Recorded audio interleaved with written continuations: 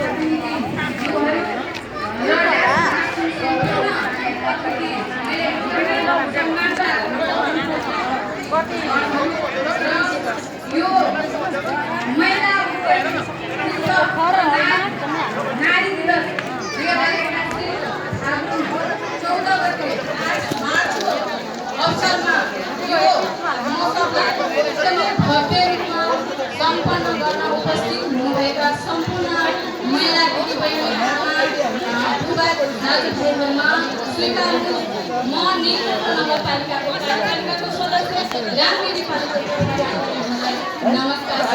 जय नारी। आज धेरै भाषाहरू हामीलाई नेतृहरूले बजाएर गइसक्नु भएको छ। म धेरै भाषण गर्न चाहन्न। हजुरहरूले जुन यो हाम्रो नीलकण्ठ नगरपालिकाले एउटा आज महिला उद्यमीहरूलाई उत्सवको रूपमा लैजाउँ र उहाँहरूले गरेका उद्यमीहरूलाई चाहिँ प्रदर्शन गरेर सम्पूर्ण महिला दिदीबहिनीहरूले आफ्नो आर्थिक पाटोमा जोडौँ र महिला दिदीबहिनीहरू आफ्नो सन्तानलाई आर्थिक पाटोमा अब्बल बनाऊ। महिला दिदीबहिनीहरू अलिकति आर्थिक पाटोमा जोडियो भने आफ्नो छोराछोरीले मागेका मागहरूलाई आपूर्ति गर्न सक्छन्। छोराछोरीले माग्ने भनेको आमालाई हो पहिलो। त्यसपछि आमा सक्षम हुनुभयो भने त्यो घर परिवार सक्षम हुन्छ भन्ने चाहिँ यो उत्सवले चाहिँ के अरे तपाईँहरूलाई नीलकण्ठ नगरपालिकाले तपाईँहरूलाई एउटा अवसरको रूपमा दिएको छ।